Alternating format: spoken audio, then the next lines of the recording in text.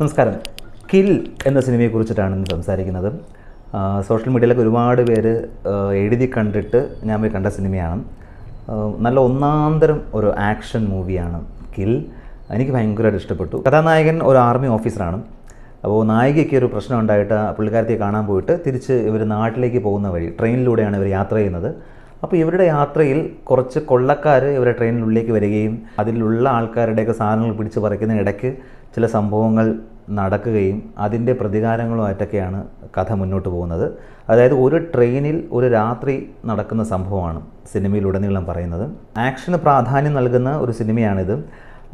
അപ്പോൾ അതുകൊണ്ട് തന്നെ ആ ഒരു സെക്ഷനിൽ യാതൊരുവിധ വിട്ടുവീഴ്ചയും ഡയറക്ടർ അല്ലെങ്കിൽ ആക്ഷൻ കൊറിയോഗ്രഫി ചെയ്ത ആളും ചെയ്തിട്ടില്ല. മനോഹരമായ കൊറിയോഗ്രഫി, എക്സലൻ്റ് ആയിട്ട് അത് നായകൻ എക്സിക്യൂട്ട് ചെയ്തിട്ടുണ്ട്. നായകൻ അദ്ദേഹത്തിൻ്റെ കൂടെയുള്ള കൂട്ടുകാരൻ രണ്ടുപേരും പൊളിച്ചടുക്കിയിട്ടുണ്ട്. അതിസാഹസികമായോ വിശ്വാസയോഗ്യമല്ലാത്തതുമായ ഫൈറ്റൊന്നുമല്ല, വളരെ റിയലിസ്റ്റിക് ആയിട്ടുള്ള ഫൈറ്റാണ് നമുക്ക് സിനിമയെ കാണാൻ കഴിയുന്നത്. പുതുമുഖ നായകനാണെങ്കിലും പുള്ളി അടിപൊളി കേട്ടോ. പുള്ളിയുടെ ഫിസിക്കും പുള്ളിയുടെ ആ ഒരു ആക്ഷൻ സീക്വൻസ് കൈകാര്യം ചെയ്യുന്ന രീതിയൊക്കെ കാണാൻ നല്ല രസമുണ്ട്. ഈ ഹിന്ദി ഞാനങ്ങനെ പരിചിതമല്ലാത്തതുകൊണ്ട് തന്നെ എനിക്ക് ഒരുപാട് ആർട്ടിസ്റ്റുകളൊന്നും അറിയില്ല. എനിക്ക് ആകെക്കൂടി ഇതിനകത്ത് അറിയുന്നത് ആശിഷ് വിദ്യാർത്ഥിയാണ്, വില്ലന്മാരുടെ സെക്ഷനിലുള്ള ഒരാൾ. പുള്ളിയുടെ കാര്യം നന്നായിട്ട് ചെയ്തിട്ടുണ്ട്. പിന്നെ പ്രധാന വില്ലനായിട്ടൊരു പയ്യൻ വരും. ആ പയ്യൻ പൊളിച്ചടിക്കുന്നുണ്ട്. കാരണം നമുക്ക് അവനെ അടി പറ്റിക്കണമെന്ന് നമുക്കിങ്ങനെ തോന്നലുണ്ടാക്കും.